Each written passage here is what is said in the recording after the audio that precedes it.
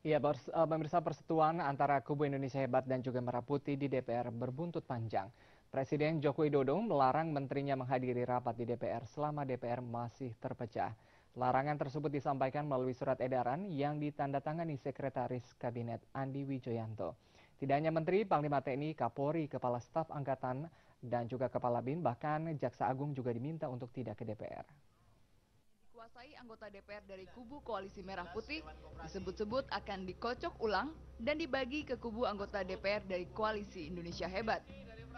Namun, baik Koalisi Indonesia Hebat pendukung Presiden Joko Widodo Yusuf Kala dan Koalisi Merah Putih yang dipelopori Partai Gerindra dan Golkar masih belum sepakat soal Undang-Undang M3 yang mengatur mekanisme pemilihan alat kelengkapan dewan. Di tengah ketidakpastian itu, Koalisi Merah Putih justru melakukan perlawanan kepada pemerintah. Mereka tengah menggagas untuk mengajukan hak interpelasi kepada Presiden atas keputusan pemerintah menaikkan harga BBM bersubsidi. Sekarang ini masih dalam proses ya. Saya hanya banyak mendengar barangkali dari media, dari online, ada beberapa fraksi yang sudah mulai menghimpun.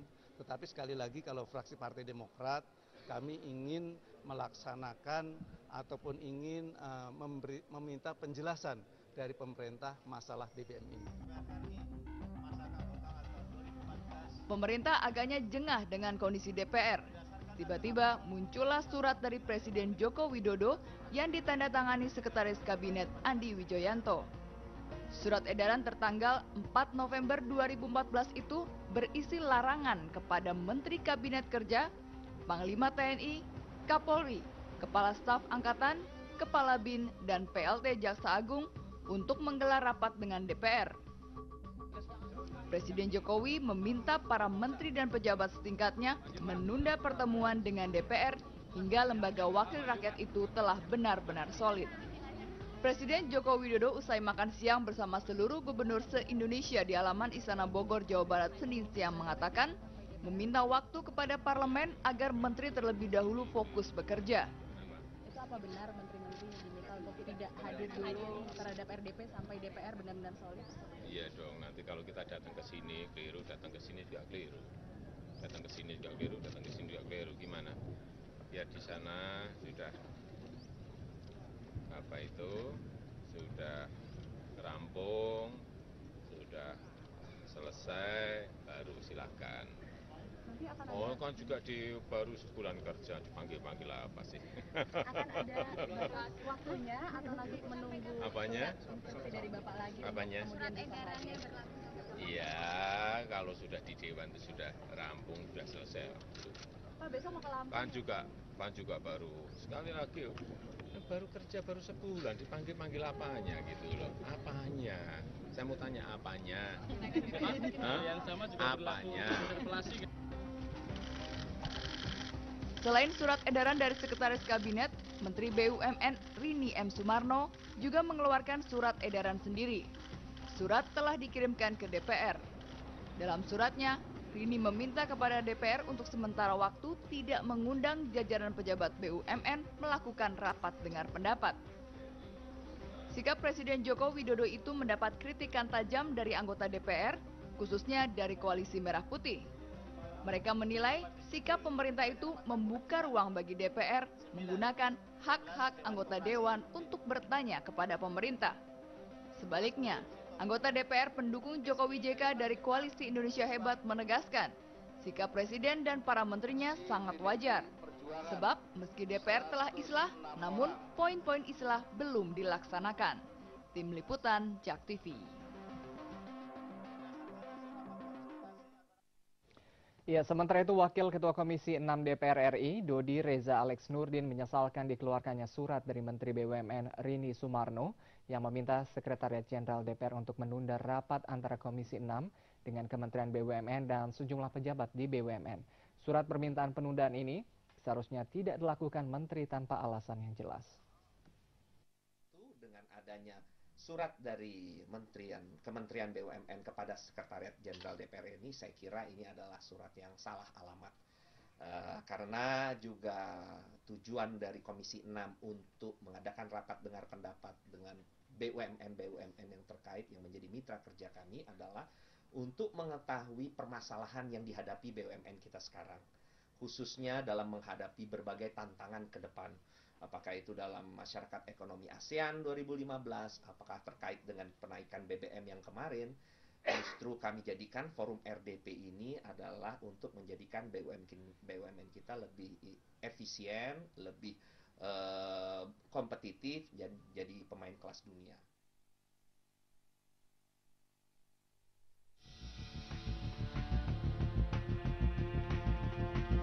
Iya dong, nanti kalau kita datang ke sini keliru, datang ke sini juga keliru. Datang ke sini juga keliru, datang ke sini juga keliru. Gimana? Biar di sana sudah sudah rampung, sudah selesai, baru silakan.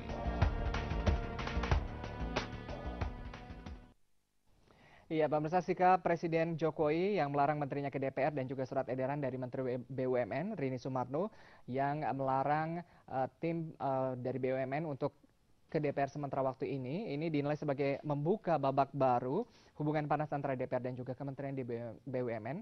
Dan ini akan kami bahas di Adapa Berita Petang hari ini bersama dengan narasumber kami, yaitu sudah hadir sebelah kiri saya Pak Masinton Pasaribu, anggota DPR dari fraksi PDI Perjuangan. Selamat malam Pak Masinton. Iya, selamat malam. Ya, pemirsa, Anda juga bisa bergabung bersama kami di line telepon 0215155511.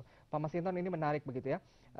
Memang hubungan panas dingin DPR dan juga kabinet kerja, kabinet kementerian begitu ya. Ini pernah terjadi waktu itu, sebelumnya juga terjadi sama Pak Dahlan Iskan yang notabene juga Menteri BUMN. Sebenarnya kalau Anda melihat ini, bagaimana tanggapan Anda tentang surat edaran dari Pak Jokowi dan juga Ibu Rini?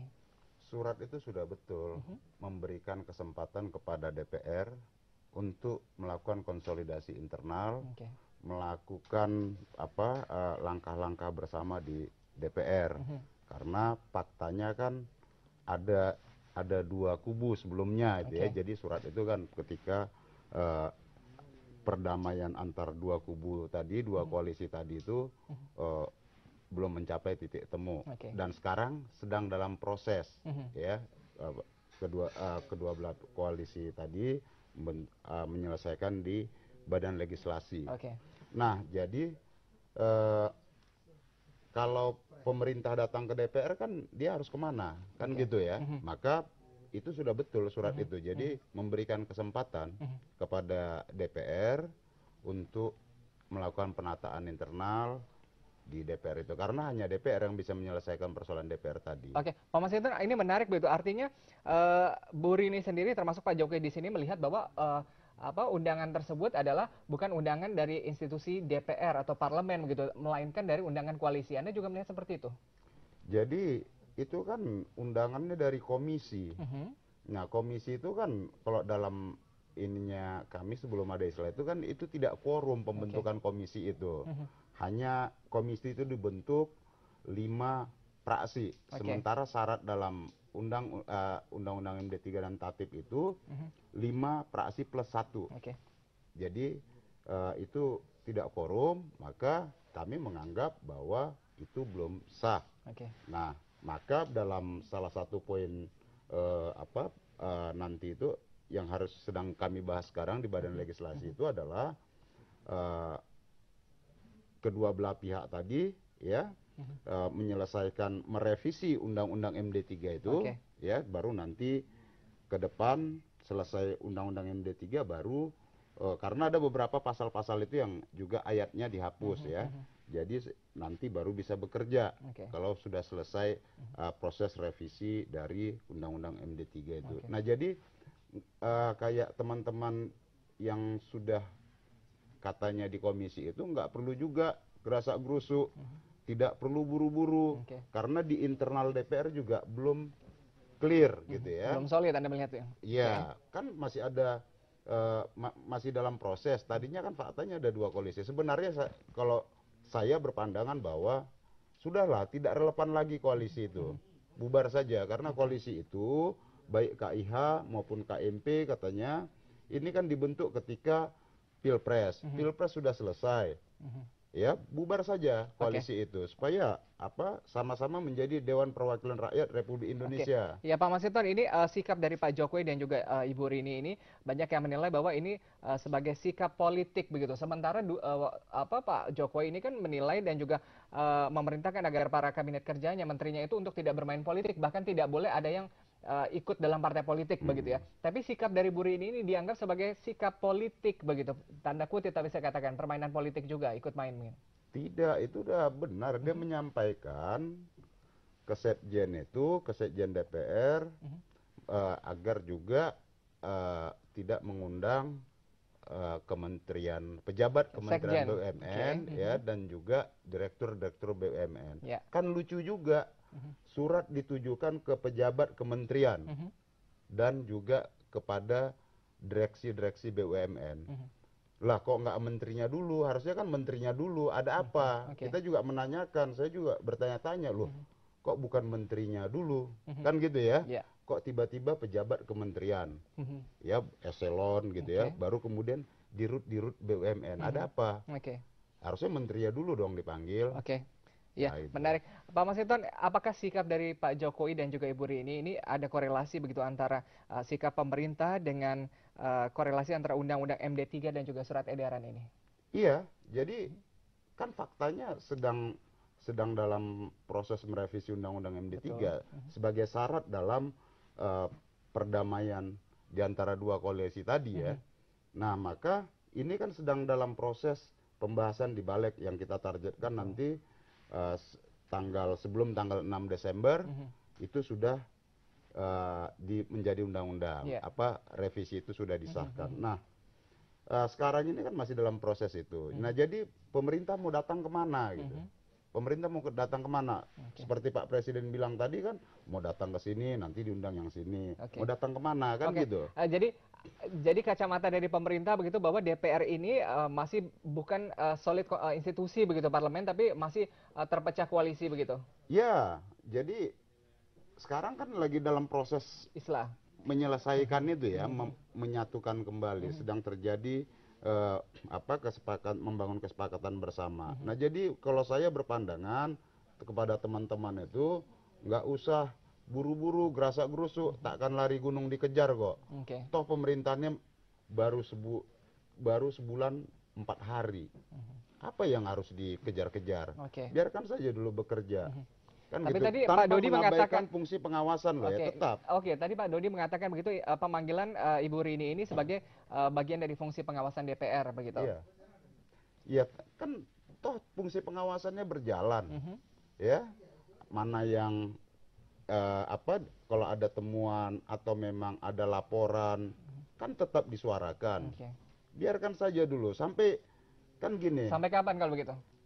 Kitanya aja kalau saya kitanya aja mengkoreksi diri kita, melihat cermin agar clear, jangan kita menyalah-nyalahkan orang, menyalah-nyalahkan yang lain. Oh, ini kenapa nggak mau kita panggil? Ya kitanya juga belum selesai kok persoalan di dalam DPR itu, gitu loh.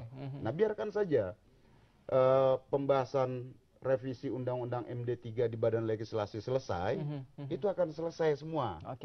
Pasti pemerintah juga akan datang ke DPR RI itu bukan lagi ke kubu yang ini, kubu yang itu, tapi udah menjadi DPR RI tadi.